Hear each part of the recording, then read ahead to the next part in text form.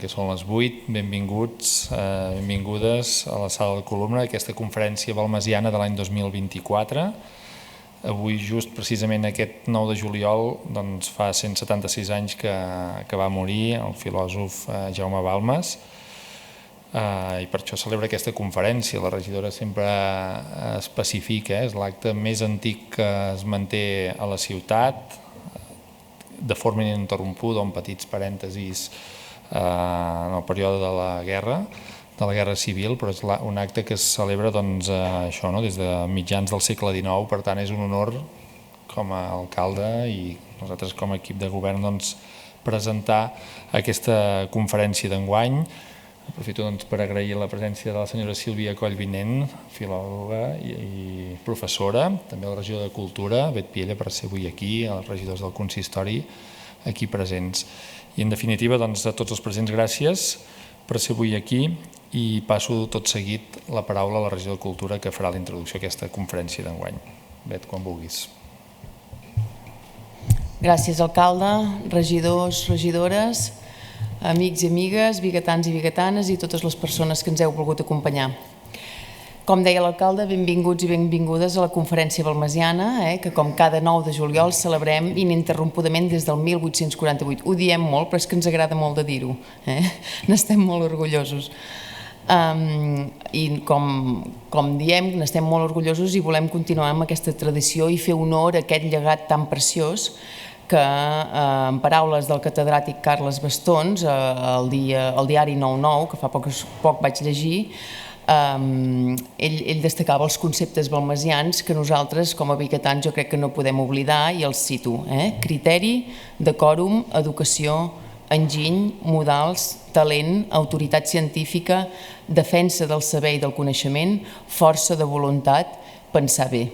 Valors de Jaume Balmes que, com deia, nosaltres volem posar de relleu. Fa, doncs, com deia, 176 anys que se celebra, i sempre volem fer una nota històrica per fer palesa la rellevància de l'acte, que, com dèiem, és el més antic segur dels que se celebren a la ciutat, almenys per la festa major. A tall d'exemple, fixeu-vos, cada any ho expliquem, que aquesta conferència és més antiga fins i tot que l'arribada del ferrocarril a la ciutat de Vic, que va arribar el 1875. La conferència ja es feia i encara no teníem Sant Miquel dels Sants, que és el nostre patró, encara no era aleshores el patró, perquè no va ser-ho fins al 1862. El que sí que ja hi havia quan vam començar a fer la conferència balmesiana el 1848, 4 anys abans ja s'havia creat l'Escola de Música Municipal de la ciutat de Vic. Aquesta escola, de la qual enguany celebrem el 180 aniversari, vam començar l'any passat per Santa Cecília i acabarem aquest novembre amb els actes de commemoració dels 180 anys. Tots aquests apunts històrics, perquè veiem aquesta dimensió de la conferència balmesiana i la importància que té i que li volem donar any rere any. És, com deia, tradició en l'estat més pur, i per això cada any ens esmercem a trobar una persona que ens pugui continuar parlant, il·lustrant, mostrant com era la figura de Jaume Balmes i sobretot com era la seva obra. I en aquesta ocasió, i gràcies sobretot a la inestimable col·laboració del professor Ignasi Rubiró, tenim l'honor de tenir com a convidada la Sílvia Collvinent Puig, que ens presentarà la conferència Balmes, Londres i l'inici del moviment d'Oxford. Permeteu-me, doncs, que us faci 5 cèntims de la trajectòria de la Sílvia, de qui és la Sílvia, perquè així la coneixereu una mica millor. La Sílvia Collvinent i Puig, nascuda a Barcelona, es va llicenciar en Filologia Catalana a la Universitat Autònoma de Barcelona l'any 85. És doctora en Filosofia i Lletres, a l'especialitat de Filologia Catalana per la Universitat d'Oxford, on va cursar també el doctorat. Des del 2000 és professora de literatura catalana contemporània i literatura anglesa a la Facultat de Filosofia de la Universitat Ramon Llull. És també membre del grup de recerca Trilcat de Traducció i Recepció de Literatures Estrangeres de la Universitat Pompeu Fabra, membre de l'Associació Internacional de Llengua i Literatures Catalanes, membre de l'Anglo-Catalan Society, ha estat lectora de català a Oxford i professora a la Facultat de Traducció de la UVic, de la qual aquest any hem celebrat justament els 30 anys fa molt pocs dies. Ha exercit de traductora, d'investigadora i és autora de diverses publicacions. I les seves línies d'investigació se centren sobretot en la traducció i recepció de la literatura britànica, és a dir, d'autors britànics a Catalunya, i també en la crítica literària catalana contemporània i en la literatura catalana. S'ha destacat doncs, per l'entrada del pensament anglès a Catalunya, ha estudiat i traduït autors anglesos que han tingut molta influència sobre el pensament i la literatura en català. I, com dèieu, ha treballat des del punt de vista de la literatura, però també des del punt de vista de la filosofia i del pensament en general. Ens agrada molt tenir entre nosaltres una persona que vetlla per la llengua, com a filòloga, traductora, ara que nosaltres des de Vic, a través de la regidoria de llengua, que hem creat aquest mandat, hem iniciat un pla d'acció per la llengua justament per defensar l'ús de la llengua catalana i sobretot defensar i garantir els drets lingüístics dels biguetans i biguetanes i per extensió de tots els catalanoparlants. Sílvia, doncs, moltes gràcies per acceptar la invitació i endavant. Moltes gràcies.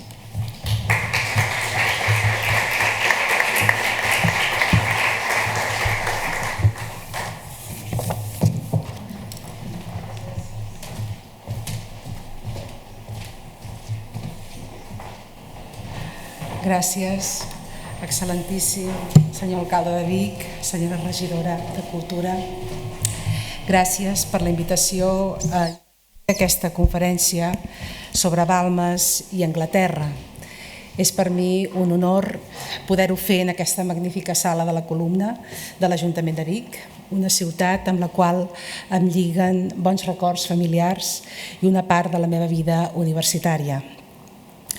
No soc ni molt menys experta en Balmes, però el que faré en aquesta conferència serà donar un resum de les impressions de Balmes sobre Anglaterra i sobre Londres, procedents del seu viatge a la Gran Bretanya l'estiu de 1842, del 29 de juny al 19 de juliol, i concretament a partir d'uns textos, dels pocs textos que Balmes escriu sobre la ciutat i sobre Anglaterra, recollits a les obres completes, editades pel pare Ignasi Casanovas, i sobretot em centraré en l'article més extens, de la Inglaterra, que va publicar a la Civilización al setembre següent.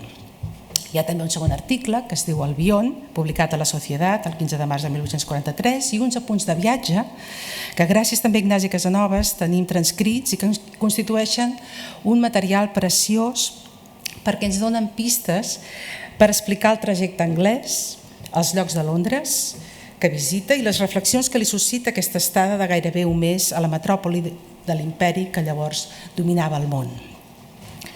Balmes projecta sobre Londres una mirada fonamentalment urbana. Ell és un esperit urbà i és conscient de la importància de la ciutat, una gran ciutat que des de la perspectiva d'un sacerdot catòlic del segle XIX s'ha secularitzat, no és la ciutat de Déu, sinó la ciutat dels homes. I viatja des de París, una ciutat que Balmes visita per primera vegada el 1842 i a la qual tornaria en dues altres ocasions, el 45 i el 47. Explica Joan Maria Fradera que des de París havia entrat en contacte amb anglesos i havia començat a aprendre l'anglès perquè tenia curiositat per conèixer de primera mà l'altra gran capital europea del moment, que era Londres. Londres aleshores duplicava la població de París i era un autèntic empòric en creixença constant per l'imparable procés d'industrialització i perquè els quilomètrics molls, que són els docks del Tàmesi, hi arribaven les mercaderies d'un imperi colonial que s'estenia arreu del món. Al llarg del segle XIX, la població de Londres va passar d'uns 4 milions d'habitants a 4 milions d'habitants. Per situar-nos, a Barcelona, del mateix segle, va passar de 100.000 a 500.000. D'una banda, als ulls de Balmes, França era una terra perduda després de la Revolució de 1789, la fi de l'antic règim i el laïcisme republicà. Ell va anar a París cap al final de l'anomenada monarquia de juliol, un període inestable entre dues revolucions, la de 1830 i la de 1848, que va portar a la Segona República. Aquest daltabaix no havia arribat a Anglaterra, com és sabut, perquè els anglesos ja havien tallat el cap a un rei molt abans i havien progressat cap a una monarquia parlamentària que mantenia els drets de l'aristocràcia. Per a un conservador com Balmes, Anglaterra era un país políticament estable. Tanmateix, En aquest contrast entre capitals, Londres i París, o països, Anglaterra i França, promogut pel viatge, hi havia un altre factor major. Anglaterra era protestant i encara més amb una religió estatal, l'anglicana, i França i el sud d'Europa eren catòlics. El contrast entre protestantisme i catolicisme serà objecte d'una obra important de Balmes que publica El protestantismo comparado con el catolicismo en sus relaciones con la civilización europea pocs anys després, el 1846. Segons explica Fradera, Balmes va anar a Londres, entre altres raons, per tractar justament de l'edició anglesa del protestantisme. En tot cas, és aquest marc el que ens permetrà situar i comprendre els punts de referència del viatge que anirem repassant en aquesta conferència. A partir d'ara, és interessant observar aquesta mirada comparatista, projectada en diversos aspectes de la vida social, de la vida religiosa i també en la configuració urbanística. Als apunts de viatge, Balmes fa referència a la comparació entre els francesos amb els anglesos i efectivament té present aquesta perspectiva en el seu relat sobre la ciutat britànica. Fixem-nos d'entrada en la primera impressió que destaca de la ciutat, que teniu projectada, el Tunnel de Londres. És una magnífica obra d'enginyeria construïda entre 1825 i 1843 i Balmes té el privilegi de circular-hi quan tot just s'inaugura. El túnel, sota el Tàmesi, avui incorporat en la línia de metro que uneix les estacions de Whitechapel i Rotherhithe, té una profunditat de 23 metres, 11 metres d'amplada, 6 d'alçada, gairebé 400 metres de longitud, i era un símbol que resumia el poder material de la ciutat, concretant el progrés tecnològic i l'esplendor de capital imperial marítima. Balmes evoca el túnel a l'article que porta el significatiu títol d'Albion, l'antic nom de l'illa britànica que havia estat reprès en l'època romàntica, junt amb els ponts sobre el riu que uneixen els dos costats d'una ciutat immensa i els docks, els vaixells i les veles que cobreixen el riu a manera de testimoni de l'activitat febril, com es pot veure en aquesta imatge d'un quadre contemporani. Balmes descriu el túnel a la manera d'un poeta romàntic, com la prodigiosa arcada subterránea que en sus hombres sostiene la desmesurada mole de arrebatada corriente. I altres coses de la metròpoli que el sorprenen, i cito dels apunts de viatge, les botigues colossals, els aparadors, l'òmnibus, el monument a Nelson, la casa de Lord Holland, etc. En resum, l'admiren, com és natural, la magnitud i el dinamisme del progrés i de la civilització. En aquest sentit, Balmes també pren nota de l'extensió que va prenent la ciutat jardí. És a dir, una concepció urbanística avançada que no solament integra els grans parcs en el teixit urbà, sinó que ofereix a les classes mitjanes el recer d'una casa de pis i planta amb un tros de jardí i aprofita alguns encreuaments per creuar-hi espais verds o quadrats en forma de mitja lluna, que són els creixents enreixats. Diu Balmes, la passió pels jardins és extrema. Podeu veure carrers sencers amb un jardí per cada casa i no la part de darrere de l'edifici, sinó la del davant. Si el cel fos una mica més bonic, seria agradable de passejar entremig d'aquells jardins arrenglerats. Moltes places no són sinó un gran jardí, envoltat també, naturalment, d'un reixat de ferro. Les Garden Squares, que veieu aquí a la fotografia, són espais verds envoltats d'edificis situats en alguns barris elegants de Londres, com aquest del Bloomsbury, inicialment privats. Balmes, com tots els visitants llatins, es queixa de la pluja, si el cel fos una mica més bonic, la que manté tots aquests jardinets sense cost. De seguida afegeix una altra observació crítica. Perquè en aquell país, diu Balmes, la llibertat i la igualtat del qual tant se'ns ha elogiat ens ofega tot arreu amb el símbol de l'esclavitud i de la desigualtat. Quan hom observa el gust dels anglesos pels jardins i la cura amb què els cultiven, no sembla sinó que es proposin mimar la naturalesa que se'ls mostra hostil i rigorosa.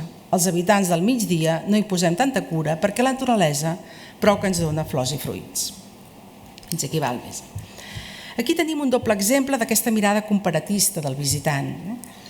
Al migdia, és a dir, als països del sud del Mediterrani, la naturalesa ja la tenim de natural i no cal empresonar-la dins la ciutat, ve a dir-nos, com queixós. Quan deia això no podia preveure naturalment l'Eixample barceloní amb la concepció utòpica d'Ildefons Cerdà. I de fet la idea de ciutat-jardí no s'importaria a Catalunya fins al 1912 gràcies a Cebrià de Montoliu, que va fer una estada llarga a Londres més tard i la va teoritzar com a model urbanístic racional i progressista. Balmes es va adonar que una cosa eren els barris de nova construcció, com ara Bloomsbury, que acabem de veure la foto, i una altra el símbol de l'esclavitud i la desigualtat, sens dubte fent referència a la zona de l'est passada la City, on s'amuntegaven en barraques els treballadors de les fàbriques i els molls en l'absoluta misèria. És aquest East End que va donar nom a la sèrie EastEnders, en català gent del barri. Als seus apunts, Balmes consigna altres aspectes esplendorosos de la ciutat, com ara l'exhibició politècnica, les cases dels ambaixadors, el pes dels ministeris d'Hisenda i el de negocis d'estrangers, però es pregunta, a propòsit de l'aristocràcia, què passaria si s'abolís el delme i es retiressin les rendes immenses que té. Entenc que es demana sobre el futur d'aquesta prosperitat si hi hagués una revolució equivalent a la francesa. Al costat d'aquest Londres esplendorós, i continuo citant dels apunts de viatge, Balmes també apunta la divisió de classes socials, les castes, les cadenes d'opressió, el cost excessiu de la justícia civil, la complicació monstruosa de la legislació, que dic que ens va satiritzar una novel·la que es diu Bleak House, i remarca la presència dels pobres, quan anota el pobre tocant la flauta amb dues nenes petites, el pobre amb una nena molt petita cantant. Tornaré sobre aquesta qüestió més endavant. Fixem-nos ara en el recorregut de Balmes, el recorregut urbà, començant pels dos edificis que impressionen el viatger més vivament, que són la catedral anglicana de Sant Pau, erigida el 1677 i situada al bell mig de la City, i l'abadia de Westminster, d'estil gòtic, situada al costat del Parlament, que és el temple més antic de Londres, la catedral reial, la seu ara de les coronacions, i llegim què en diu. El temple de Sant Pau, per exemple, i l'abadia de Westminster estan plens de monuments erigits als homes més il·lustres de la Gran Bretanya, generals, polítics, escriptors, artistes, dit breument tot allò que ha destacat per damunt de la terra i troba la seva apoteosi. I és possible, doncs, que no hi puguin tenir cabuda al mateix temple els monuments erigits a la glòria de Déu i en honor a aquells que es van distingir aquí a la terra per les seves virtuts més altes, per les quals estan gaudint ara el Premi al Cel. Com és que no s'han adonat que seguint aquesta manera de comportar-se neguen els herois de la religió allò que concedeixen a Shakespeare, a Newton i a Pitt? Fa referència a 3 exemples de civilització eximis, un literat, Shakespeare, un científic, Newton, i un polític, William Pitt. No critica l'exaltació de l'activitat humana, es queixa del menyspreu anglicà de l'obra divina. No cal dir que aquí Balmes està fent una defensa aferrissada de la pedagogia de la imatge sagrada pròpia del catolicisme, reformada al Concili de Trento del 1563 en aprovar el culte de les imatges que la reforma protestant havia rebutjat. Aquesta diferència és, naturalment, una guia de l'article, contraposant-les a les grans esglésies anglicanes de Londres. Balmes queda admirat per les moltes capelles que tenen els catòlics, encara que els faltin els recursos d'una religió estatal. La magnificència i l'esplendor del culte catòlic es compara amb la sequedat i la fredor del culte protestant. Allí és on em sent vivament la bellesa del dogma catòlic, el culte de les imatges. Vegeu la crítica que adreça a la iconoclàstia protestant. Els ulls busquen en va, en els temples protestants, un objecte en què fixar-se per trobar alguna d'aquestes expressions sublims de l'art en què els nostres se'ns presenten els passos de la nostra religió, se'ns fan sensibles a la veritat més elevades, quin motiu raonable es pot esgrimir en l'obra, etc. I acaba, i rebla al final. Tan bon punt el catolicisme desplegui el seu culte amb alguns recursos de què no ha disposat fins ara, serà molt viu el contrast que oferirà comparat amb el culte protestant. I d'això la providència en sabrà treure molts fruits de benedicció. A més de les seves esglésies, que els catòlics ja tenen a Londres, n'estan construint una que serà la principal. Com que estava en obres, no la vaig poder visitar per dintre. Tanmateix, per fora em va semblar que començava a semblar una catedral de debò. És aquesta. Aquí la teniu fotografiada. És l'església de Sant George, patró d'Anglaterra, de Southwark, que és un districte del sud de Londres, que Balmes va visitar quan encara no estava acabada.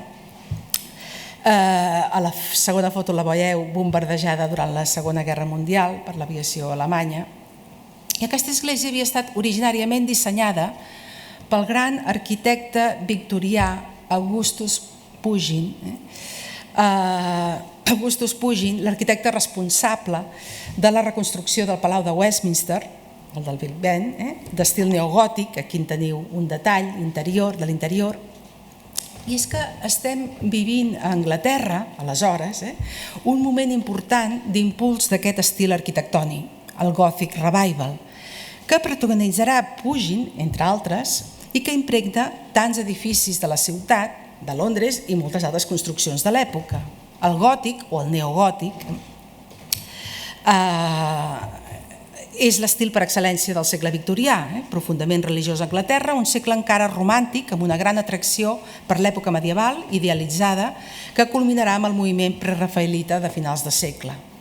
En el revival catòlic anglès del segle XIX hem d'apuntar la presència de nuclis catòlics molt antics que són vinculats normalment amb l'aristocràcia que no ha renunciat a la seva fe catòlica, i també el paper que hi tenen cardenals com Newman, d'aquí parlarem, Wiseman, que va inaugurar aquesta església, Manning i algun altre. La mirada de Balmes no es desfà del credo religiós. La poderosa Albió, l'enlluernadora ciutat de Londres, es compara amb la Babilònia pecadora, i això vol dir que el liberalisme i el progrés industrial carreguen amb un pecat. Aquesta civilització, diu Balmes, està ferida. Està ferida pel dolor del cisma i la nostàlgia d'un passat catòlic que va perseguint els comentaris periodístics que fa. En què es fixa Balmes des del punt de vista social? Segons ell, es tracta d'una societat apartada de la via del catolicisme i alhora dissident fins a cert punt de l'Església Oficial Anglicana, una societat que busca un desplegament de la religiositat autèntica a través d'altres formes, amb noves organitzacions, com volent trobar un esperit essencialment evangèlic i, per tant, amb una adhesió singular al text bíblic. Diu Balmes, cito sempre de l'article d'Anglaterra que l'estic trossejant i l'estic comentant. Enmig de les moltes sectes que pol·lulen, per dir-ho així, en aquell país, no es pot negar que hi hagi encara el sentiment religiós. El poble sent la necessitat d'una religió i no sap trobar-la en una església que ni té fe en les seves pròpies doctrines ni és prou forta per produir res que la mostri dotada d'un element de vida. Per aquesta raó, o bé s'inclina cap al catolicisme o bé devora sedegada la Bíblia per trobar-hi allò que el seu cor necessita. És conegut el rigor amb què a Anglaterra es respecten les festes, cosa que sorprèn a qui hagi vist les llicències que sobre aquest aspecte es prenen a París. Sempre està comparant, sempre té al cap París quan parla de Londres. Això és una cosa molt interessant que es pot veure en aquest article, com per exemple aquest tros de text. Un dels grups religiosos que li crida més l'atenció a Balmes són els quàquers, al·ludits en més d'una ocasió, amb forta implantació a la ciutat de Londres. Aquí teniu la imatge, el centre de reunió dels quàquers més antic de Londres, del segle XVIII, però també apunta dues coses més que van reblant la comparació entre protestantisme i catolicisme, que és el contrast entre la severitat del diumenge protestant i el caràcter festiu del diumenge catòlic. La ubiquitat de la Bíblia a Anglaterra, accessible fins i tot als ferrocarrils. Això és una cosa que també li sorprèn molt a Hippolyte Taine a les seves notes sobre Anglaterra, que passa a ser interpretada a mans dels predicadors, que és un altre component social que li crida molt l'atenció perquè els troben als parcs, amb el cartell penjat davant i darrere, com consigna en els apunts de viatge. També esmenten el relat els metodistes. Tots els moviments, quàquers i metodistes, creia, podien contribuir a dissoldre el pes específic de l'anglicanisme, que entrava en una certa fase de letargia pel seu caràcter d'església nacional i oficial, i això augmentava les possibilitats d'expansió catòlica en terres britàniques. Balmes passeja per la ciutat, pels carrers, pels parcs. El Regent Park surt esmentat més d'una vegada i segurament és allí on observa l'agrupació de gent que al voltant d'un predicador, d'acord amb les seves notes preses de viu en viu, s'agrupen. Diuen, els llocs més concorreguts compareixen en públic alguns individus que comencen a xerrar sobre matèries de religió, a predicar sobre algun punt de la Bíblia. La gent es va agrupant i vet aquí que sovint es forma un auditori considerable. Els dies que vaig ser a Londres, només al Parc del Regent, que és el que hem vist abans, es comptaven en un diumenge 10 predicadors, els quals, situats sota els arbres, anaven cridant l'atenció de la multitud amb la seva prèdica. Un altre diumenge vaig veure també diversos d'aquests predicadors en el mateix lloc, entre ells una dona, pel vestit em va semblar una quàquera, que estava parlant pausadament amb diversos homes i dones que li anaven fent preguntes o suggerint objeccions. Balmes, recordem-ho, actuava com un propagador d'idees, com un periodista, com amb una activitat intensíssima, ja ho sabem tots, de natura fonamentalment apologètica, que exerceix sobretot als seus propis periòdics, a la Civilizació i a la Societat, d'on trec els articles que comento. En el moment que tractem, estava molt interessat a donar publicitat al progrés del catolicisme a Anglaterra, tot i que coneixia el geni de cristianisme de Chateaubriand, però ja hem dit que per ell França era un cas perdut, i per això seguia de molt a prop el moviment procatòlic a través de la premsa anglesa, de Tablet, de True Tablet, que circulaven simultàniament durant el temps que vivia Balmes, i l'article de Balmes sobre Anglaterra enfoca aquesta ascendència catòlica. M'hi he d'aturar un moment, de fet la conferència l'he titulada també Balmes, Londres i l'inici del moviment d'Oxford, que aquí ens hem de desplaçar de Londres a Oxford per trobar la llavor d'aquest renaixement catòlic que viu Balmes, plantada pels pusseistes. El pusseisme, aquí teniu Pussy House, la casa de Pussy a St. Giles, una avinguda d'Oxford, va significar un acostament al catolicisme fundat per Pussy dins de l'anglicanisme, era una escissió que va promoure sobretot la fundació de convents femenins i d'ordes religiosos. En continuïtat amb el pusseisme, el moviment d'Oxford prengué la torxa en un àmbit universitari i va néixer, comandat, liderat per John Henry Newman, aleshores encara no convers, amb l'ambició de la reforma eclesiàstica i amb la voluntat d'espiritualitzar l'Església Anglicana per alliberar-la de l'Estat i de la política i acostar-la als ideals de puresa dogmàtica i disciplinar sota el guiatge de Newman. D'Anglaterra estant, Balmes en va seguint el primer desenvolupament de Pussy, de Newman, i més concretament reprodueix i parla i dedica tot un article a la retractació que havia fet Newman a propòsit d'unes afirmacions crítiques sobre l'Església de Roma. El doctor Newman i el pusseísmo i una retractació extraordinària va ser publicat a la Societat el 15 d'abril de 1843. Newman era aleshores rector de Sant Mary, qui la teniu a la fotografia, l'església de la universitat, i encara no s'havia convertit al catolicisme, però ho va fer poc després, el 1845, 30 anys després va ser creat cardenal per Lleó XIII. Aquí teniu un exemple d'aquest article d'apologètica balmesiana. Balmes forma part, l'article forma part de la seva missió apologètica, i la retractació pública que acabava de fer Newman, encara protestant, era per ell un regal per l'avenç del catolicisme britànic. Salto una part de la cita, però vaig al final de tots, perquè d'alguna manera Balmes està apuntant la hipòtesi que d'Anglaterra vista com a terra de missió, i Oxford, que està preparant el camí. Aquí és l'últim fragment. Diu, ved lo que está indicando la célebre Universidad de Oxford, lo que nos está diciendo la escuela de Pussy, lo que nos está revelando la notable retractación del doctor Newman. Las palabras y las ingenuas confesiones del distinguido escritor nos hacen asistir a una conversión sosegada, lenta, en la que la providencia se complace en manifestar la transformación que se va realizando en los espíritus con el auxilio de las luces y de la gracia. Bé, l'article s'ha d'entendre doncs en aquest context de labor propagandística que pretén contribuir a la campanya procatòlica de fullets originàriament distribuïts a totes les llibreries de Londres i donar ànims a les temptatives dels agitadors eclesiàstics. Tot l'article té un to apologètic molt pujat. El conflicte religiós a Anglaterra l'hem de situar en aquests moments, perquè hi havia hagut un conflicte entre anglicans i catòlics des de feia molt de temps. Va durar molts i molts anys, amb onades i oscil·lacions des de la reforma d'Enric VIII al segle XVI, i va negrir especialment al segle XVIII, amb màrtirs de totes dues bandes. Quan hem vist el carrer aquest d'Oxford, aquí a la segona fotografia de sota teniu el Martyrs Memorial de St. Giles, on es commemora el record de 3 màrtirs protestants que van ser cremats el 1555. Però en tot cas aquests conflictes duren molts i molts anys i Charles Dickens, un novel·lista contemporani a Balmes, el primer Dickens, va novel·lar aquests episodis de violència religiosa en una de les novel·les històriques, de les poques que va escriure, Barnaby Rudge, publicada poc abans de l'estada de Balmes, serialitzada entre el 41 i 42, i protagonitzada per l'entranyable personatge de Barnaby, que va acompanyat amb el seu corp, i la novel·la descriu les marxes dels anticatòlics al Parlament britànic, que es van produir entre el 1755 i 1780, i la crema d'esglésies catòliques i de cases. És una novel·la que es va traduir després al català per Pau Romeva, el 30-31.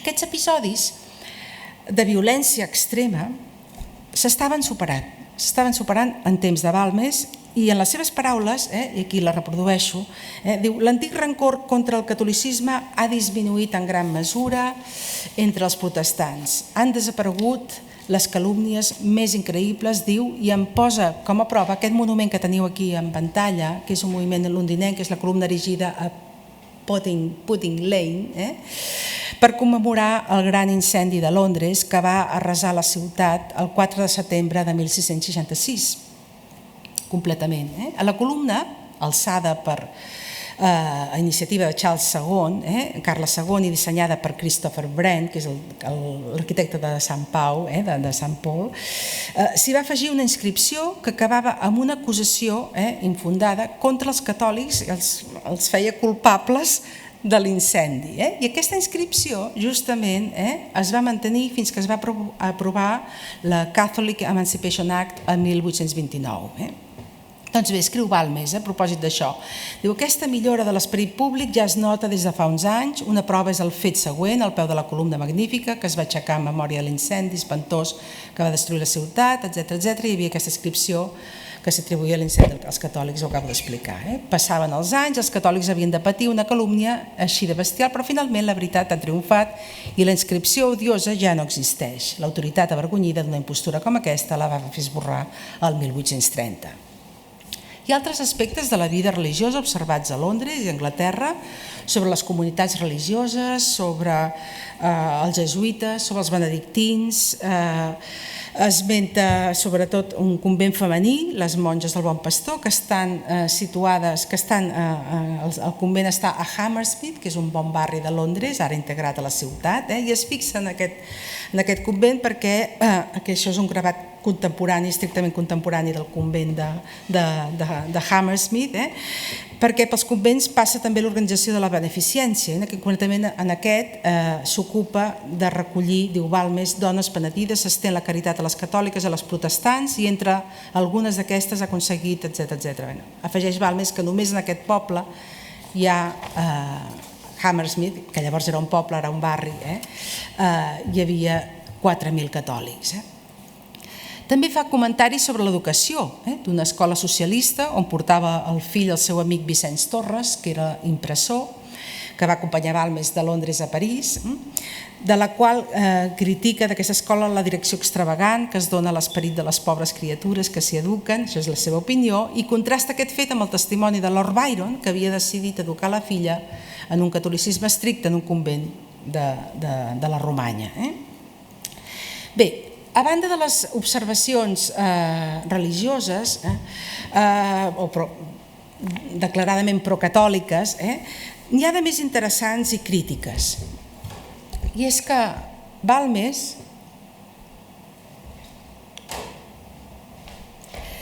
s'adona d'una característica de la societat britànica, que és la seva capacitat d'organitzar-se amb determinats fins i objectius, l'esperit de comunitat i de solidaritat. És especialment agut quan observa el model imperant en l'organització de la societat civil. Aquí fan unes observacions molt interessants realment, en contraposició al model centralista, jeràrquic, estatista francès. Tornem a veure la comparació. Diu, per fer-se una idea d'això, n'hi ha prou a considerar l'immens poder de la Gran Bretanya, sinó que cal tenir en compte els elements que posseix aquesta societat per produir els efectes més colossals el dia que tots aquests elements, sota un principi, poguessin actuar amb regularitat i harmonia. Són innombrables les societats que hi ha en una sola ciutat, Londres, amb finalitats religioses o de beneficència. A part de la famosa societat bíblica i d'altres que tenen finalitats semblants, hi ha societats de la propagació de l'Evangeli als països estrangers, per la conversió dels esclaus negres, per la conversió dels jueus, per distribuir llibres religiosos als pobres, per la instrucció dels adults, per la supressió del vici, per l'evolució de l'esclavitud. Per aquests objectius s'inverteixen quantitats immenses, de manera que si els resultats corresponguessin als esforços seria incalculable el bé que en resultaria. L'únic retret d'aquest esperit associacionista, encara vigent i expandit arreu amb les ONGs, és que, segons ell, totes les associacions haurien d'actuar sota el principi únic, amb un principi únic en harmonia. Potser està pensant en una societat unificada sota l'Església romana. També és positiu quan anota que la societat anglesa està sòlidament construïda sobre el principi de l'honestedat, l'horror, la mentida, el robatori, ens diu Balmes als apunts, però no abunda en aquest aspecte. Sí que abunda, sí que s'estén bastant, i no és gens positiu, quan posa el dit a la nafra en les diferències socials i especialment en la denúncia del pauperisme. Aquí compara les dues societats. Diu, per nosaltres, que estem acostumats a no distingir el noble del plebeu i que confonem les diverses classes socials sense altres pretensions si no són el viure amb més o menys comoditat, aquell que s'ho pugui permetre, apenes concebem l'organització social d'un país que, tanmateix, ens l'han presentat alguns com un model de llibertat i d'igualtat. Si teniu diners, si heu pogut aconseguir una gran fortuna, se us admetrà en les classes més elevades. Tindreu entrada en el si de l'aristocràcia encara que el vostre origen sigui plebeu. Se us expedirà un títol que farà oblidar el vostre origen humil. Aquí fa al·lusió Balmes a la pràctica de les noves classes enriquides d'ennoblir-se a través de la compra de títols nobiliaris, que va ser comuna a l'època victoriana, però va més enllà en l'anàlisi quan esmenta l'habilitat de l'aristocràcia anglesa per absorbir homes i famílies d'altres classes sense perdre l'esperit exclusiu respecte al poble corrent. Segueix dient en aquest sentit, en altres països la noblesa s'ha acostat al poble baixant del seu pedestal i s'hi ha barrejat. A Anglaterra la noblesa no s'ha acostat al poble i quan ha necessitat enrobustir-se amb nous reforços ha agafat els individus del poble que més li ha convingut i sense rebaixar-se els ha fet pujar fins al seu nivell. Així ha aconseguit de perpetuar l'esperit de classe per presentar la seva com un premi als grans serveis, com un punt extrem de la carrera dels homes més distingits i d'aquesta manera li ha estalviat una part del sentiment d'odi que normalment l'acompanya. Això ha contribuït també a comunicar a les classes inferiors un esperit semblant i així s'ha format una sèrie d'aristocràcies que comença als graons del tron i acaba amb l'últim capdaire. En altres paraules, Balmes veu amb agudesa com a Anglaterra el classisme es combina amb la meritocràcia com a sistema de progrés natural en l'escala social. I apuntem finalment una crítica social que és, ja l'he esmentat abans, formulada en contundència, que és quan Balmes denuncia el pauperisme, el que es va estenent terriblement a Londres a mesura que la revolució industrial va imposar la seva llei. Podríem tornar aquí a Dickens, que és un autor cristià, però il·lustra també aquest punt de la misèria, fins a quin punt la misèria s'havia estès d'una manera indignant al Londres victorià, perquè les seves novel·les com Oliver Twist, que teniu a la il·lustració, són autèntiques denúncies d'aquesta situació de la vida, de les condicions infrahumanes de vida dels slums i dels barris baixos. I a Oliver Twist concretament Dickens hi descriu les cases d'asil, els barris baixos, les cases ruïnoses dels molls, des d'on els habitants deixaven penjar les galledes sobre l'aigua bruta del Tàmesi i acaba copsant per segles dels segles la misèria d'aquesta part baixa de la ciutat, que és també la ciutat que trepitja Balmes. Reprenent la denúncia del pauperisme, Balmes diu això, diu el mal, quan diu mal es refereix a la fam a Londres, ha arribat al seu extrem màxim. Tots els pal·liatius són inútils i el pitjor és que no és fruit de causes passatgeres, sinó de la mateixa naturalesa de les coses i, per tant, mentre subsisteixen no tindran remei. Dues són les causes d'aquesta misèria espantosa: la producció excessiva i l'acumulació escandalosa de la riquesa en poques mans. Totes dues causes es troben íntimament lligades a l'organització social i política d'Anglaterra. No és una denúncia episòdica. En un altre moment de la seva obra, Estudios Sociales, es demana què significa la civilització cuando el mayor número carece de pan, donde está la perfección de una sociedad cuya mayor parte es víctima de la desnudez y del hambre. És un tema recurrent, és un tema que surt en més d'una ocasió a banda d'aquests articles. A passar, salto la cita, ja ho trobareu en el text escrit, però en tot cas la denúncia del pauperisme lligat a la imposició del progrés industrial i al liberalisme econòmic és naturalment anterior al desplegament del pensament socialista. En termes actuals, diríem, és contrària al capitalisme sense escrúpols, però no queda clara tampoc en Balmes l'alternativa. A la dècada de 1840, la denúncia situa Balmes com un dels precursors de la doctrina social de l'Església, un antecedent molt llunyà, dit sigui de passada, de l'encíclica Rerum Novarum de Lleó XIII. En aquell estat de coses, en aquelles enormes desigualtats socials que observa Anglaterra i consignant els motius que ell ja està veient en les vies de fet que prenen els treballadors, Balmes imagina com una revolució a Anglaterra tindria necessàriament unes dimensions colossals i l'aristocràcia anglesa, que segons ell no es rendirà a la batalla contra els treballadors sense desplegar els recursos immensos de què disposa, és, diu Balmes, un gegant que en sentir-se ferit de mort tindria unes convulsions tan grosses que faria estremir el món. Constata finalment que el poble anglès no podria suportar per tant de temps, cito Balmes, la misèria com ho ha fet el poble d'Irlanda.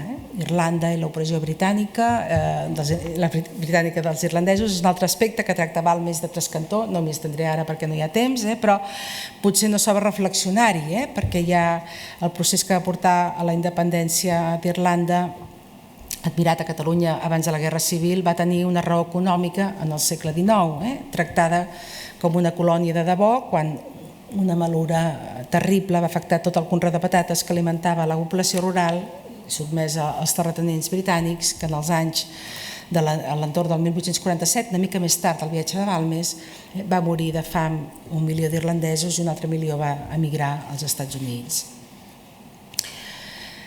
Ja acabo, ja vaig acabant. Un mes, o 3 setmanes i mitja, no és gaire per conèixer un país tan diferent, tan insular com la Gran Bretanya. Les notes de Balmes, les notes que jo he espigolat d'aquests 3 articles de Balmes, mostren que hi anava guiat i que els seus contactes li van explicar qüestions d'organització social més enllà del circuit catòlic i de les visites, diguem-ne, monumentals. També és just concloure que les va saber percebre. Com és natural, moltes observacions i comentaris responen a les conviccions de la fe que propagava, però com hem vist, Balmes volia entendre aspectes polítics i socials del país que per molt anglicà que fos, i aquesta és una visió que de vegades, en tot cas, és de visió molt aguda o bastant aguda, manté encara la vigència. Per acabar del tot, deixeu-me agrair la col·laboració d'aquesta aportació concreta Conrad Vilanou i d'Ignasi Rubiró, que va fer possible la publicació d'aquest volum que teniu en pantalla, Balmes i Anglaterra, que va aparèixer a les publicacions de la Facultat de Filosofia de la Universitat Ramon Llull el 2012, el número 15 de la col·lecció Eusebi Colomer, en el qual trobareu aquest text traduït al català, els apunts de viatge també, i molta informació que la recerca, diguem, la vam fer amb Conrad Vilanou sobre Balmes en el context de l'anglicanisme i el catolicisme del segle XIX, però sobretot sobre el rerefons del Catholic Revival i la seva repercussió a Catalunya als anys del noucentisme i els següents. Moltes gràcies.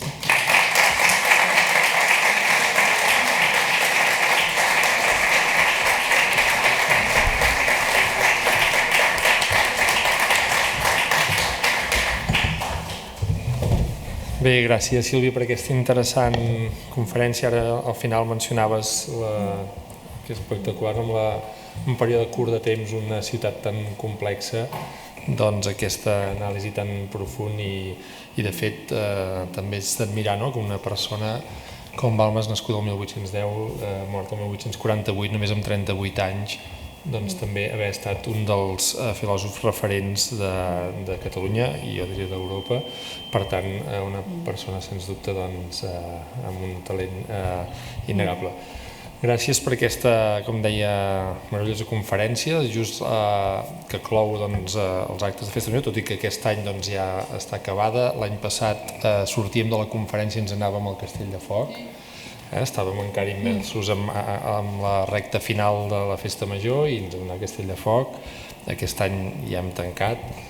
Ha estat bé doncs, aquesta dosi de cultura també, doncs, un cop acabada doncs, aquestes festes que han estat un èxit, deixeu-m'ho dir, agrair doncs, a tota la ciutadania que ha participat de tots els actes amb una molt lluïda Festa Major, per tant estem molt contents, la veritat, de l'èxit d'aquesta Festa Major d'enguany, que ha estat possible gràcies a moltíssimes persones que hi participen, evidentment la ciutadania que hi és, però també gran part de la ciutadania que la mou com a motor i també doncs, de moltes persones de l'Ajuntament de Vic, que hi ha aquí en aquesta sala doncs, de Guàrdia Urbana, d'aquí mateix a la Casa Consistorial, però sobretot liderada pel motor que és l'àrea de cultura. Per tant, deixeu-me també agrair a la regidora, la figura de la regidora, a totes les persones de cultura. I com que l'any passat encara estàvem a Festa Major, ens anàvem a celebrar al final de la conferència també amb un castell de foc, aquest any vam pensar què podem fer, doncs hem afegit el tast del pessic de Festa Major, que és una novetat que hem tingut aquest any, aquest pessic de Festa Major, fet per diversos pastissers de la ciutat i que ha estat una proposta que va néixer del col·lectiu Taula Dolça i també del col·lectiu de geganters, per tant ens ha semblat i convidem evidentment el conferenciant i tots els presents aquí mateix, si voleu, si teniu uns minuts encara, a fer aquest tast del pessic de Festa Major, que és una novetat d'aquest any 24, per celebrar aquesta conferència i per cloure aquest acte d'avui. Gràcies, Sílvia, de nou, moltíssimes gràcies i gràcies a tots per ser-hi.